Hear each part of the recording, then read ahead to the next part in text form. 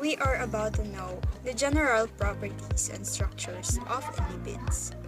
Lipids are actually insoluble in water. They are hydrophobic. Hydro means water. Phobic means fear, meaning they are water-fearing. Second, they are soluble in nonpolar solvents.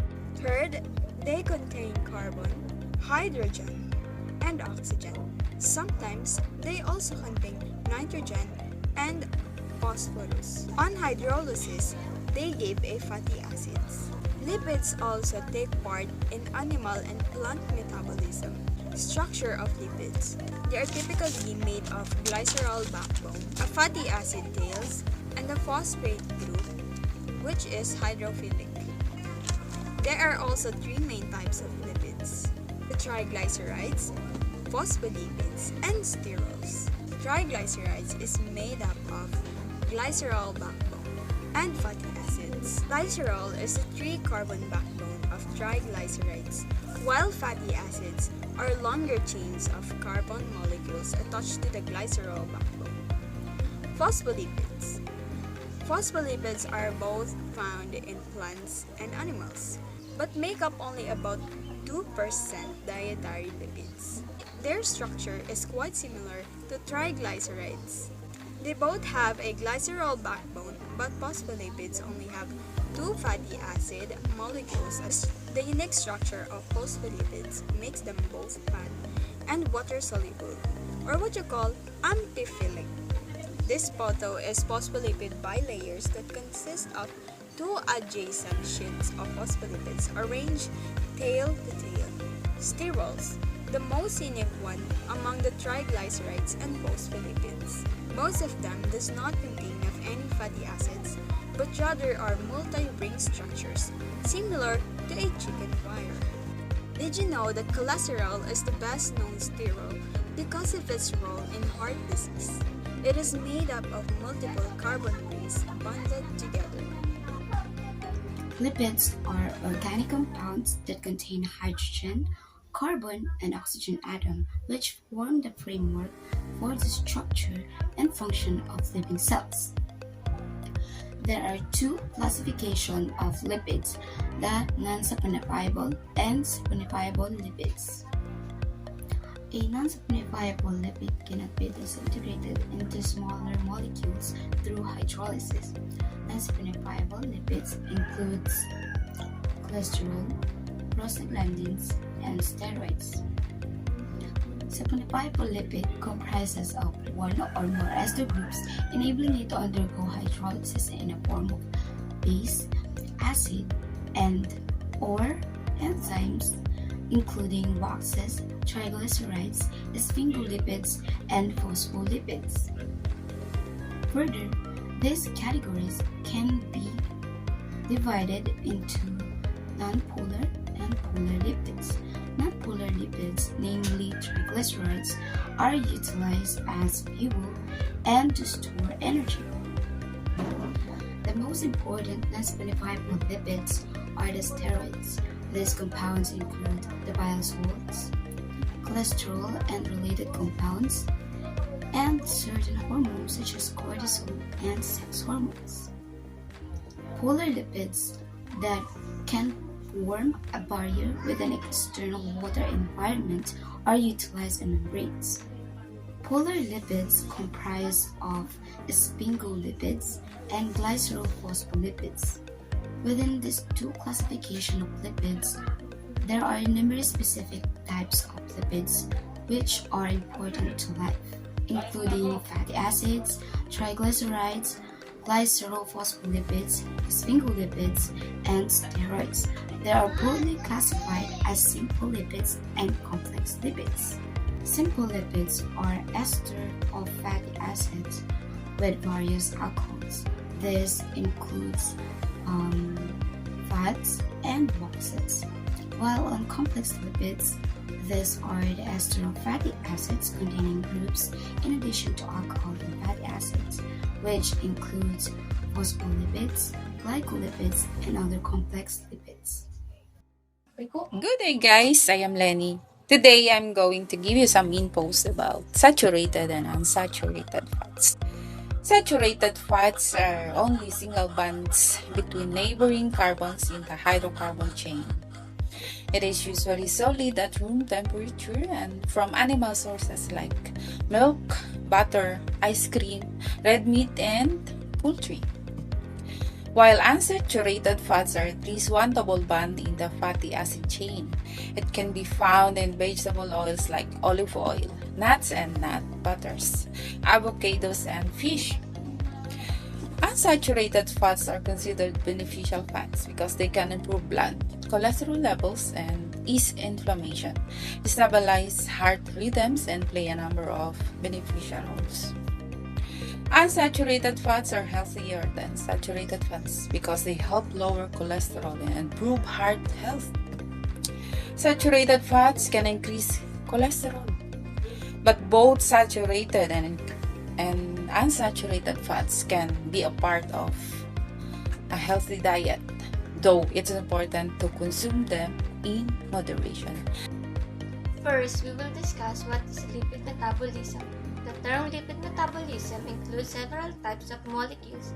Lipid metabolism usually refers to the breakdown and synthesis of fats. Like glycerides, there are esters of glycerol and free fatty acids. This can come from the diet, from stores in adipose tissue, or can be synthesized from excess dietary carbohydrates in the liver. Dietary fats are digested mainly in the small intestine by the action of bile salts and pancreatic lipids. Bile salts emulsify fats. They act as a detergent, breaking large globules of fats into smaller micelles, making them more accessible to lipids. Pancreatic lipids then converts triglycerides into monoglycerides, fatty acids, and glycerol. These products move into the cells of intestinal epithelium, the enterocytes, inside which they recombine again from triglycerides. Triglycerides are packaged along with cholesterol into large lipoprotein particles called chylomicrons. Lipoproteins enable transport of water-insoluble fats within aqueous environment. Chylomicrons leave the enterocytes, enter lymphatic capillaries, and eventually pass into the bloodstream, delivering fats to the tissues. The walls of capillaries have a surface enzymes called lipoprotein lipids. Endogenously in the liver are packed into another type of lipoprotein, the VLDL, to be transported to tissues where triglycerides are extracted in the same way. Fats are synthesized endogenously in the liver are packed into another type of lipoprotein, the VLDL, to be transported to tissues where triglycerides are extracted in the same way.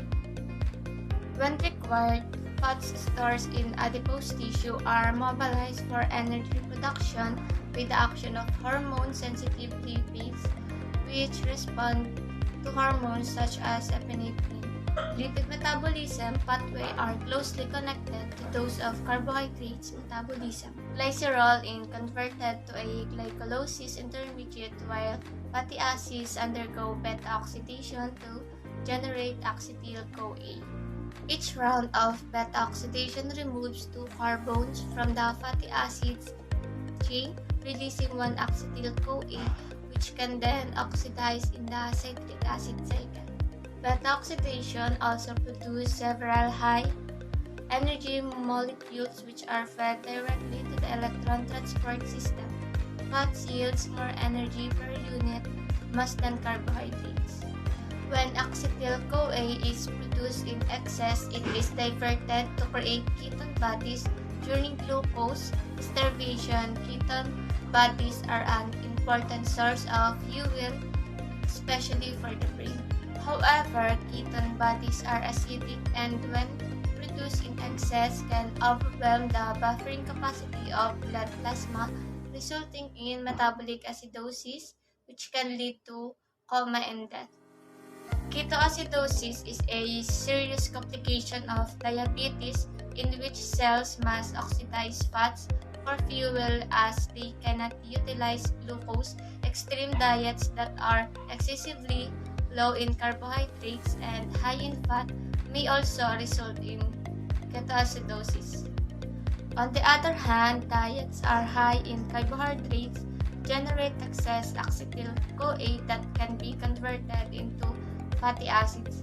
Synthesis of fatty acids from acetyl-CoA is stimulated by citrate, a marker of energy abundance, and inhibited by excess of fatty acids. Fatty acids can be converted into triglycerides for storage or synthesis of other lipids by combining with glycerol derived from a glycolysis intermediate. Digestion and absorption of dietary lipids. The main idea of digestion of lipids is leaving bands between different residues in the small intestine. It works this reaction by specific enzymes which produce pancreatic gland and called as lipids. So lipids from Greek means fat, and after that production of small components like glycerol, monosaccharoglycerol were free fatty acids they transported into the particular cells of small intestine. After that, they form triglycerols which have a specific phospholipid envelope and a specific protein which inserted in this envelope and transported into the bloodstream and spread and transferred by blood from small intestine into other organs. Everyone, my name is Micaela Elendillo, and we are going to study about beta oxidation of fatty acids.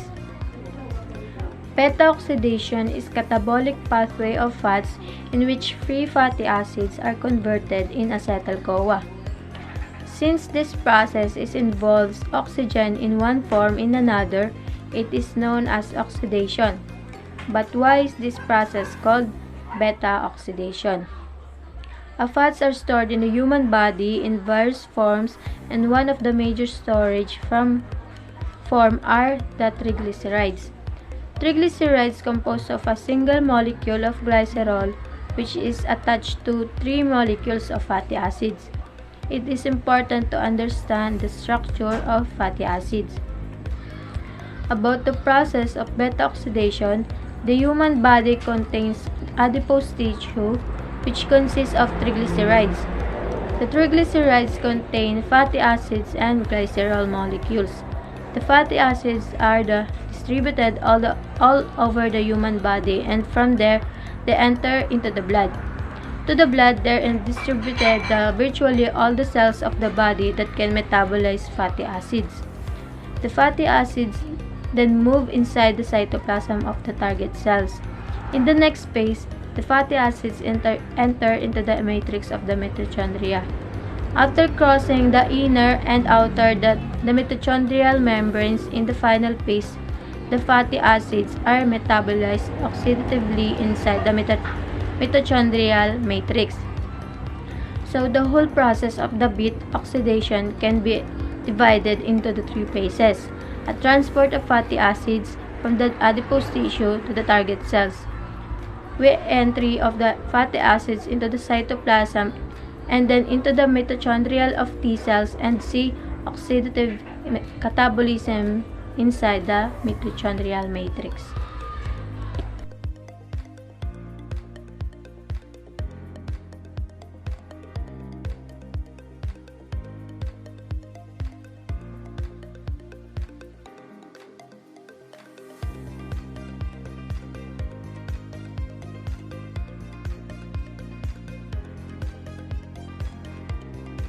Fatty acid synthesis is a process by which the saturated fatty acids or palmitate is formed. Excess carbohydrates is converted into fatty acids, creating a store of energy which we can use for future process of how we convert glucose into fatty acids. The first step, glucose goes to pyruvate through the glycolysis. Pyruvate is converted into acetyl-CoA through the pyruvate metabolism. After that, acetyl-CoA can now enter the TCA cycle, and one of the products of TCA cycle is the citrate. What you see in this box are the things that occur in mitochondria. Well, under normal circumstances, we can simply convert the acetyl-CoA into fatty acids. But the problem is, acetyl-CoA is in mitochondria. Fatty acids are produced in the cytoplasm, and you cannot just shuttle the acetyl-CoA out of mitochondria to be converted into fatty acids. And because of that, other way is needed to go from glucose into fatty acid. Unlike the acetyl-CoA, the citrate can be shuttled out of the mitochondria. That is called the citrate shuttle. The citrate is being shuttled out of mitochondria into cytoplasm. The citrate is converted into acetyl-CoA, and once we had reformed the acetyl-CoA, we can go to a series of reactions to convert the acetyl-CoA into fatty acids. So this whole reaction that I just described is what's going to take place in fatty acid synthesis with just few intermediate steps. So here is the process of fatty acid synthesis. So it will all start in citrate. So the citrate is stocked in the mitochondria. Unlike the acetyl-CoA, the citrate can be shuttled out of the mitochondria through the citrate shuttle. Next is the citrate will be converted into acetyl-CoA through the ATP citrate lyase. So the other thing that you should know is that citrate, aside from becoming acetyl-CoA, it can also get split into oxaloacetate, which is going to keep the TCA cycle working. So it is one of the input of TCA cycle. So the third step, the third step is the acetyl-CoA will be converted into melanyl-CoA. So the enzyme that does this conversion is the acetyl-CoA carboxylase. So the last and final step is the melanyl-CoA is turned into a palmitate. The palmitate, which is the 16-carbon fatty acid. So the enzyme that will do this is the fatty acid synthase. So that is the whole process of fatty acid synthesis.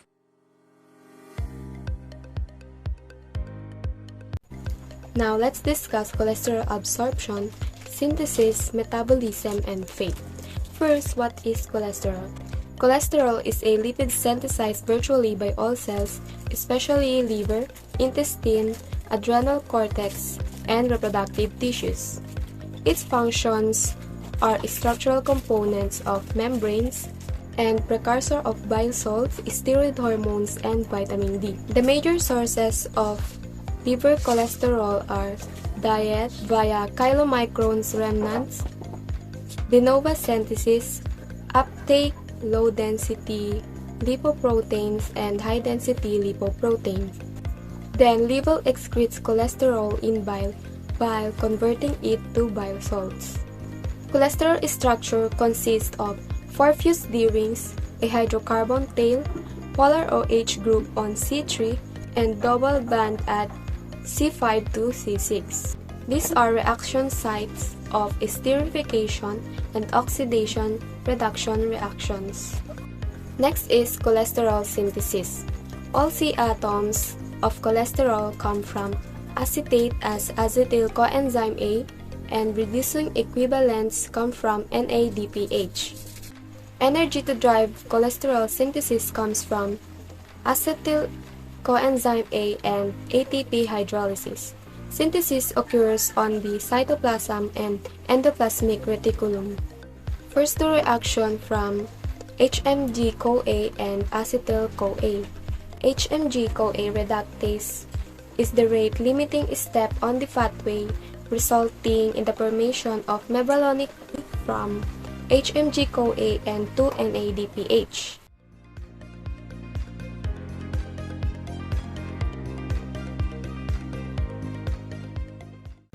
Before we proceed to metabolism, let's discuss first the lipoprotein. Lipoprotein are complexes of lipid and protein. They transport triglycerols and cholesterol esters in blood.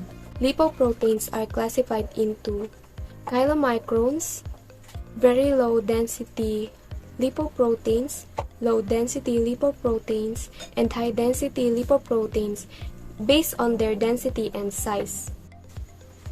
Chylomicrons and very low density lipoproteins mainly transport triacylglycerols, while low density lipoprotein and high density lipoprotein mainly transport cholesterol esters. Next is the metabolism of chylomicrons. Chylomicrons are synthesis in the intestine. Chylomicrons pick ApoE and ApoC from HDL. In adipose tissue, lipoprotein lipase degrades triacylglycerol of chylomicrons to fatty acids and glycerol. CM remnants bind specific receptors via ApoE on the surface of liver cells where the complex is endocytosed. CM remnants deliver dietary cholesterol and cellular cholesterol via HDL to the liver. Also, CM is cleared from circulation for over 9 hours. Last is the fate of very low density lipoproteins. As VLDL continues to deliver cholesterol and triglycerides to tissues, VLDL is transformed into increasingly cholesterol-rich intermediate density lipoproteins and ultimately into low density lipoproteins. So what is fats and oils? Fats and oils may come from vegetable or animal sources. Vegetable sources include coconut, palm, olive, corn, peanut, safflower, cottonseed, and soybean oil. Animal sources include butter, lard, tallow, and fish oil. Fats and oils provide a high source of energy and is used in the making of important biocompounds such as cell membrane. They are also important in digestion of fat-soluble vitamins, the vitamin A, D, E, and K. So, what are the functional properties of fats and oils? First is heat transfer. Due to their low specific heat capacity and high boiling point, fats and oils can heat up quickly and reach very high temperatures. This allows them to be used in frying.